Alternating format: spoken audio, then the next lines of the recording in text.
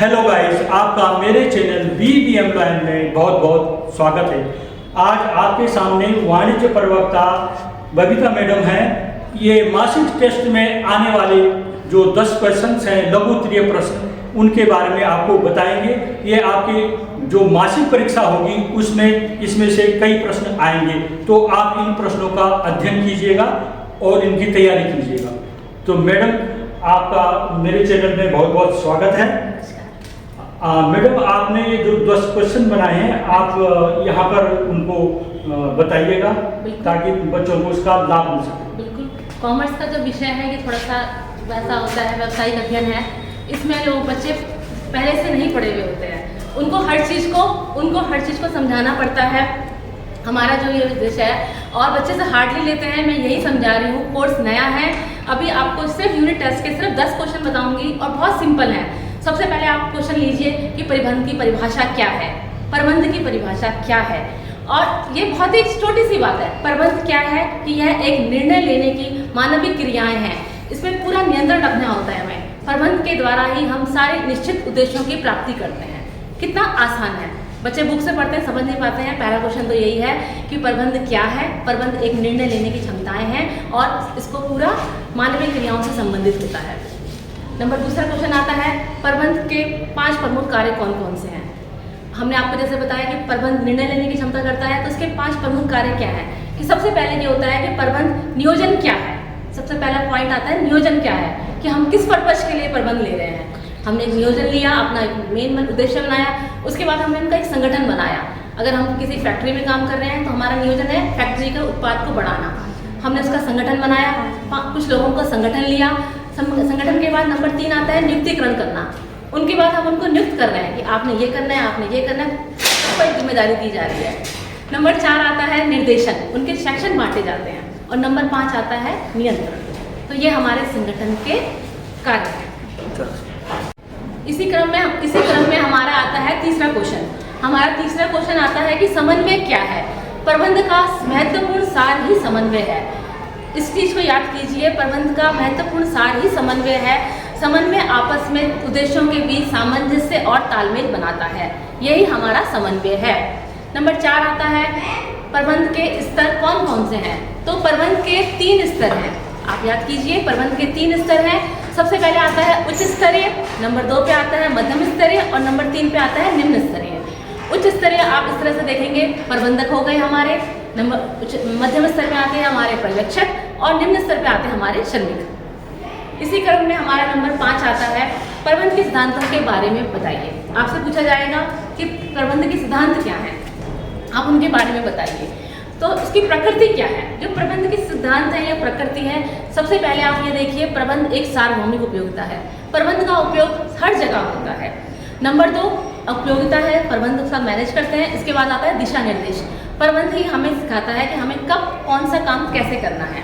इसके बाद विकास मूलक है, इससे हमारे कार्य को प्रगति मिलती है। और प्रबंध हमारा दोषपूर्ण होता है। जैसे हमें जरूरत होती है हम उसी हिसाब से प्रबंध को ऊपर नीचे अपने हिसाब से घटा सकते हैं। इसके बाद आता है मानव व्यवहार। प्रबंध में मानव व्यवहार सबसे बड़ी चीज़ है। प्रबंध में मानव व्यवहार सबसे बड़ी चीज़ है। प्रबंध इससे होता है कि एक दूसरे से ही हम काम करा सकते हैं, अकेले कोई काम नहीं होता है। कारण और परिणाम में संबंध, जब कारण होगा तो उसका अच्छा परिणाम निकल के आएगा। यही प्रबंध सिखाता है। और प्रबंध कभी आकस्मिक भी करना पड़ता है, मैनेज हमें हर चीज़ करनी पड़ती है। प्रबंध हमारा, आप ये समझिए, प्रबंध जो है वो एक चीज़ को हमें निश्चित उद्देश्यों की प्राप्ति के लिए करना है। यही हमारा प्रबंध का सार है और यही हमारा प्रबंध है। नेक्स्ट क्वेश्चन आता है कि प्रबंध की विशेषताएं क्या हैं। अभी हमने आपको पीछे बताया बच्चों कि प्रबंध होता क्या है, इसके चरण क्या है। इसी क्रम में एक नया क्वेश्चन आता है कि प्रबंध की विशेषताएं क्या हैं। तो हम आपको बताना चाहेंगे, प्रबंध एक सामूहिक प्रक्रिया है। सामूहिक प्रक्रिया कैसे है। प्रबंध एक अकेला कोई नहीं कर सकता है। प्रबंध जो करते हैं पूरे लोग मिलके करते हैं, एक टीम करती है। इसीलिए प्रबंध को एक सामूहिक क्रिया कहते हैं। प्रबंध एक अमूर्त है। प्रबंध अमूर्त है। अमूर्त कैसे है बच्चों। अमूर्त ऐसे है कि हम प्रबंध को छू नहीं सकते हैं। छूने वाली चीज हमारी क्या होती है, जिन्हें हम छू सकते हैं, टेंजिबल और इंटेंजिबल। तो प्रबंध हमारा अमूर्त है, ये इंटेंजिबल है, हम इसको छू नहीं सकते हैं। ये सिर्फ कार्य को क्रमबद्ध तरीके से कराता है। और प्रबंध बहुआयामी है। प्रबंध एक जगह नहीं है, प्रबंध बहुआयामी है, प्रबंध के अलग अलग चरण होते हैं, हर जगह प्रबंध होता है। आप हर चीज़ में मैनेज करते हैं। आप स्कूल आते हैं तो आप उसका भी प्रबंध करते हैं कि आज हमारा कौन सा सब्जेक्ट है, आज हमें कौन सी कॉपी ले जानी है, आज हमें कौन सी किताबें जानी है। नया क्वेश्चन आता है कि प्रबंध के उद्देश्य क्या है, आखिर हमें प्रबंध बनाने की जरूरत क्यों पड़ी। तो प्रबंध के उद्देश्य यह है संगठनात्मक उद्देश्य, इससे एक पूरे संगठन का उद्देश्य होता है। प्रबंध में जो होता है हमें किसी मेन लक्ष्य की प्राप्ति के लिए हम कार्य कर रहे हैं और एक अकेला नहीं कर रहा है, पूरा संगठन मिलकर कर रहा है, तो इसका संगठनात्मक उद्देश्य हो गया। सामाजिक उद्देश्य है, इससे समाज की तरक्की होती है। और व्यक्तिगत उद्देश्य भी होता है। इससे व्यक्तिगत उद्देश्य कैसे, अगर हम आपकी फैक्ट्री है, कंपनी है, तो आप अपने प्रबंध के द्वारा अपनी फैक्ट्री, अपनी कंपनी को आगे बढ़ाना चाहेंगे। प्रबंध का एक चरण आता है निर्देशन। निर्देशन में कौन कौन से कार्य होते हैं, तो निर्देशन का मतलब होता है किसी भी व्यक्ति को निर्देश देके कार्य करवाना। निर्देशन का मतलब क्या होता है, किसी भी व्यक्ति को निर्देश देके कार्य करवाना। तो नंबर 1 आ गया पर्यवेक्षण, जिसे इंग्लिश में हम सुपरविजन बोलते हैं। सुपरविजन कीजिए, आप उसका किसी भी कार्य का पर्यवेक्षण कर रहे हैं, पहले सुपरवाइजर कर रहे हैं, आप काम करने को देते हैं, फिर आप उसके बाद देखते हैं कि काम सही हो रहा है या नहीं हो रहा है। इसके बाद आता है संप्रेषण, कम्युनिकेशन। कम्युनिकेशन कैसा है, आपकी बातों का तालमेल कैसा है, आप उनको अपनी बात आपके निम्न स्तर से उच्च स्तर से मध्यम स्तर में और मध्यम स्तर से निम्न स्तर में पहुंचती है। ये हमारा प्रबंध का संप्रेषण है, जिसे हम कम्युनिकेशन कहते हैं। नंबर 4 नेतृत्व का अभिप्रेरणा। नेतृत्व क्या होता है, नंबर 4 पे आता है नेतृत्व, उसको लीडरशिप करना पड़ता है। आप किसी भी काम को जब तक ऑर्गेनाइजेशन नहीं करेंगे और एक लीडरशिप नहीं होगी तो वो काम आगे नहीं बढ़ेगा। एक आदमी जब लीडर करता है तो सब उसके श्रमिक को एक लीडर होता है, वो अच्छे से कार्य करता है। और जैसा कि अभिप्रेरणा सबसे मेन शब्द है, मोटिवेशन। अभिप्रेरणा से ही आप आगे काम बढ़ा सकते हैं और किसी से भी कार्य ले सकते हैं, क्योंकि प्रबंध एक कार्य लेने की कला है, तो इसलिए अभिप्रेरणा बहुत जरूरी है। एक क्वेश्चन आता है कि समन्वय क्या होता है। समन्वय होता है दो लोगों के बीच के आपसी तालमेल। प्रबंध के बाद जो उसका मोटिवेशन सार आता है वो है समन्वय, आपस में सार।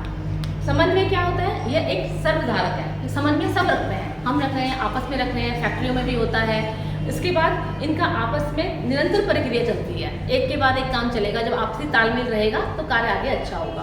प्रयासों में एकता होती है, समन्वय से सब मिल के काम करते हैं, सोच समझ के विचार का कार्य किया जाता है।